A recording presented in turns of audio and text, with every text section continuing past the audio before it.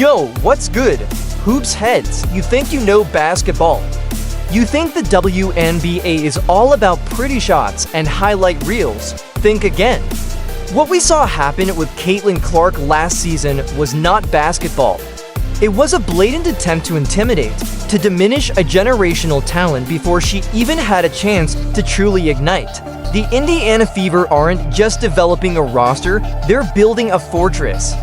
They're sending a message so loud, it's echoing through the entire league. You mess with our star, you deal with us. Forget the soft narratives. This isn't just about protecting Caitlyn Clark.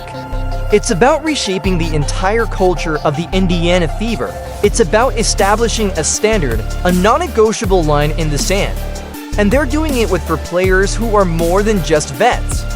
They're certified badasses: Natasha Howard, Sophie Cunningham, Brianna Turner, and Dana Bonner. Remember those names. Let's be real, people were calling for an enforcer, someone to have Clark's back. The Fever didn't just get one, they got a whole squad, but this isn't just about brawn. It's about basketball IQ, championship pedigree, and a deep understanding of what it takes to win. This isn't just about protecting a player, it's about building a team. Let's rewind for a second. Think back to Caitlyn Clark's arrival in the WNBA. The hype was insane, the expectations astronomical. She broke records, she captivated audiences, she brought eyes to the game like never before. But instead of being welcomed with open arms, she faced hostility. Think about the pressure she was under, coming straight from the legendary Iowa Hawkeyes program. That program itself is steeped in NCAA history, producing incredible players, but never quite reaching the ultimate championship glory. Clark carried that legacy, that hunger, with her into the pros. The physicality she faced wasn't just rookie hazing. It bordered on, well, some would even call it abuse. Was it jealousy? Was it resentment? Was it a misguided attempt to show her who's boss? Whatever it was unacceptable. The Chicago Sky, in particular, seemed to have a vendetta. And let's not even get started on Angel Reese. All that talking, the taunting, the blatant disregard for sportsmanship, it was a bad look for the league. But here's the thing, Caitlyn Clark didn't flinch. She took the hits, she got back up, and she kept playing her game. That's the mark of a true competitor, a true champion, but even champions need support. And that's where the Fever's new acquisitions come in. Let's start with Natasha Howard. Three-time WNBA champion, former Defensive Player of the Year. This woman is a wall. She's not just a defender, she's a disruptor. She knows how to win, she knows how to lead, and she knows how to make opponents think twice before trying anything slick. Howard's signing is a game changer. It sends a clear message: no more easy buckets, no more cheap shots. You want to mess with Clark, you're going to have to go through Natasha first. And trust me, you don't want that smoke. You know, it reminds me of the old days of NCAA basketball, when coaches like Bob Knight at Indiana or even Dean Smith at North Carolina would recruit players specifically to be enforcers to protect their star players. Think about a guy like Daryl Thomas at Indiana, or even some of the more physical players that Smith would bring in. These guys weren't always the flashiest scorers, but they were tough, they were smart, and they were fiercely loyal to their teammates. That's the kind of mentality Howard brings to the Fever. Next up, Sophie Cunningham. Don't let the smile fool you. This woman is a competitor. She's a sniper from beyond the arc, but she's also got the grit and toughness to stand her ground when things get physical.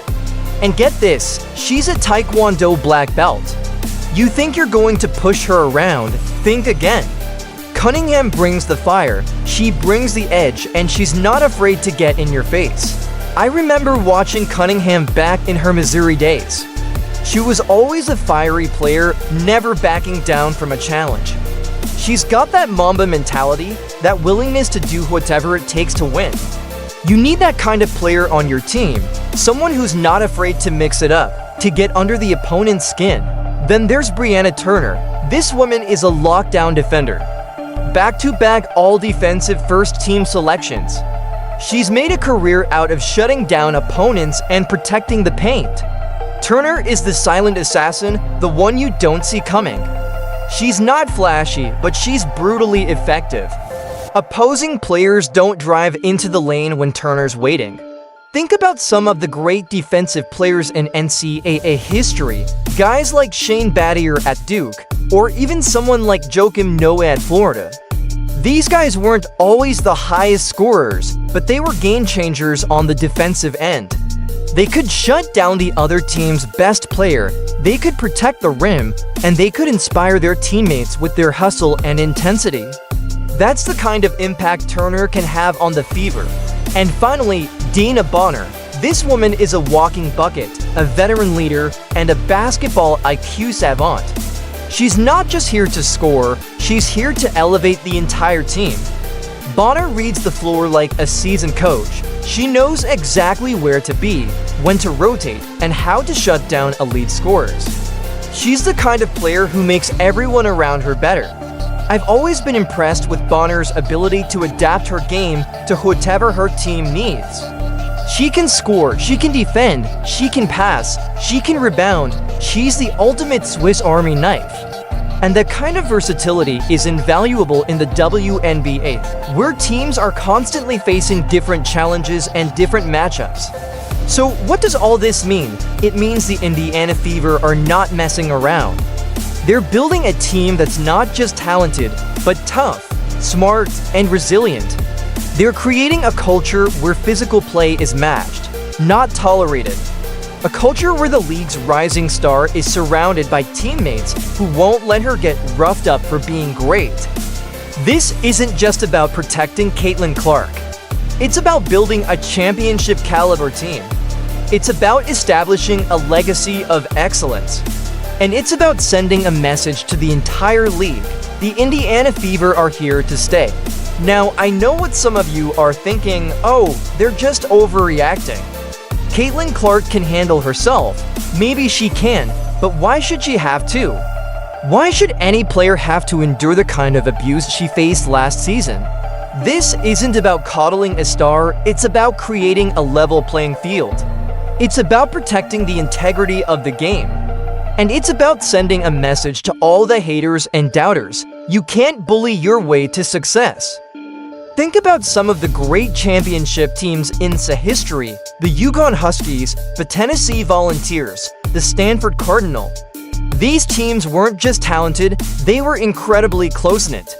They had a shared purpose, a shared vision, and a shared willingness to sacrifice for each other. That's the kind of team chemistry the Fever are trying to build, and it starts with leadership. Natasha Howard, Sophie Cunningham, Brianna Turner, and Dana Bonner, these are all proven leaders. They know what it takes to win, and they're willing to share their knowledge and experience with the younger players on the team. The Indiana Fever are sending a message to the WNBA and to the world. They're saying that they're not going to be bullied, they're not going to be intimidated, and they're not going to back down from a challenge.